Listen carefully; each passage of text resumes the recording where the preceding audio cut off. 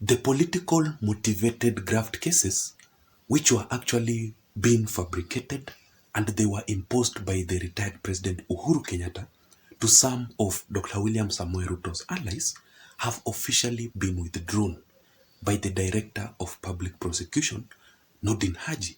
You know, the retired President Uhuru Kenyatta was severally being accused by the Kenya Kwanza allies of using some of the independent institutions for political expedition and political intimidation.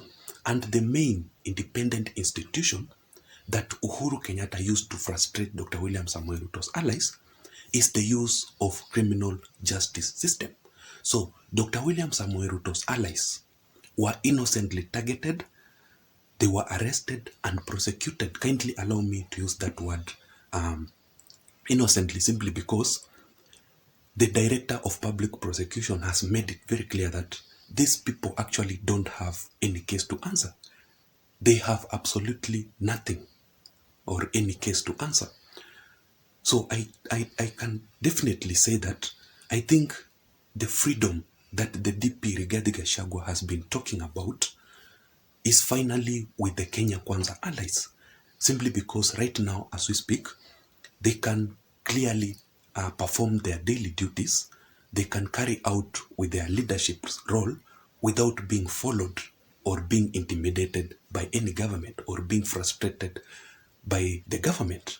So that is why when William Samoei Ruto was officially being sworn in as the 5th President of the Republic of Kenya, the first assignment or the first thing that he went on to do was to free the independent institution from the jaws of the ruling government, from the state capture. And he did this by, one, he ensured that he allocated enough resources or enough funds to the independent institution. He also promised to increase their budget so that they can carry out their daily activities without the interference of the government. So he decided to free them from the government. And the second thing that he did, on the judiciary side, William Ruto decided to approve the appointment of the promoted judges of the Court of Appeal, and on the next day, you know, these judges were actually being rejected by Uhuru Kenyatta. So on the second day, William Samoei Ruto was there to witness their swearing in. So that is how he went on to free the independent institution from the jaws of the ruling government. There could be some of the reasons or majority of the reasons why the DPP decided to drop all these charges. But in my considered opinion, I personally believe that the DPP, the Director of Public Prosecution, decided to withdraw all these charges simply because of three reasons. Point number one, it is because of the DCI. You know, the work of the Director of Criminal Investigation, the DCI, is to investigate cases. And the work of the DPP, the Director of Public Prosecution, is to prosecute now. So these two departments should work very closely. But if you can still remember very well, the previous DCI by the name George Kinoti and the current DPP Nordin Haji have never agreed.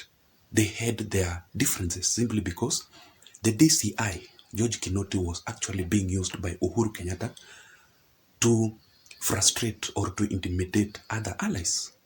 So I tend to believe that right now the DCI has resigned and is no longer working in the criminal investigation or the criminal justice system.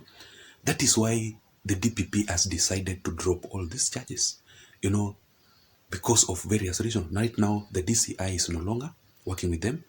That is why I decided it could be one of the possible reasons that the DPP has decided to withdraw all these charges. The second thing, I tend to believe that it was because of the Kenyan Constitution. You know, the Kenyan Constitution has allocated enough powers to the DPP, and the work of the DPP is to approve the cases which should proceed to the Court of Kenya. So before the DPP proceeds to take any case to the courts or to prosecute, he must weigh first. Does this case qualify to be taken to the courts, or it does not qualify? So I believe that maybe he decided to weigh on these graft cases, then they did not qualify to be taken to the court. So that could be another reason why he decided to drop all these charges. The third reason could be it is because of lack of evidence. You know, the DPP works closely with the evidence, and before he takes any case to the courts of Kenya, he must have enough evidence. So maybe these cases or these graft cases lacked evidence. They were just politically motivated in the previous elections, during the previous election. So because of that, that is why he decided to withdraw all these cases. You know, there are different or examples of these cases. Is one, he went on to withdraw the graft case of Kenya shillings 400 million against the former Kenya Power MD by the name Ben Chuma. And this actually caused a lot of eyebrows in the both alliances, the Kenya Kwanza and the Azimio La Umoja Alliance, which we are going to talk about next. And the second thing, he went on to withdraw the 19 million graft case against Aisha Jumwa, who was taken to the court because of the 19 million corruption case. And the third thing is that the DPP went ahead to free all the human rights defenders who are actually there to defend the people during the forced evictions. You know, during the Uhuru government, majority of people's houses were being destroyed without Uhuru Kenyatta saying anything. So there were freedom fighters who were there so that they can defend the rights of these people. So he has gone on to free or to withdraw all the charges. And right now, as we speak, those people or the human rights defenders have officially freed from all the graft cases. So the reaction after the DPP decided to go on and carry out all these activities, there are different reaction in both alliances, the Kenya Kwanza and the Azimio La Umoja alliances. In Kenya Kwanza's alliance side, they are actually cheering. They are very much excited simply because they believe that now the freedom is on their side. Because, you know, you can clearly tell that the DPP is very keen on dropping all these charges, which were actually fabricated to the allies of the Kenya Kwanza alliance. And on the Azimio La Umoja alliance side, it has caused a lot of tension. It has caused, they are actually pointing fingers to the DPP. So we are going to briefly look at why they are doing so.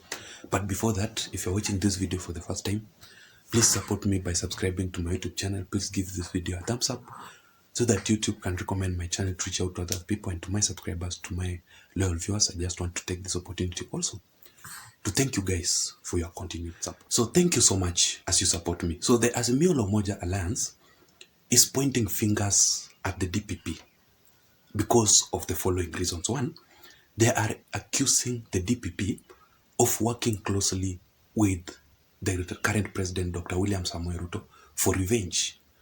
You know, you can clearly tell that the DPP is working towards dropping the charges of the Kenya Kwanza allies, who are close allies to Dr. William Samoei Ruto, somebody like Aisha Jumwa, somebody like Ben Chuma, and others, you know. So that is why they believe that the DPP is working with Dr. William Samoei Ruto for revenge. And the second thing is that it is because of vetting of the current appointed CS. You know, some of the CS who are appointed by Dr. William Samoei Ruto have graft cases.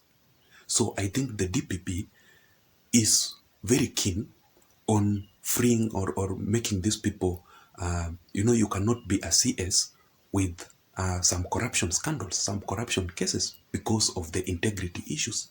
So, and we are expecting the current appointed CS to be vetted by the legislatures, the members of the National Assembly very soon. And majority of the Azimio La Umoja allies or leaders, led by Kalonzo Musyoka, were actually questioning the integrity issues of some of the appointed CS who actually have graft cases.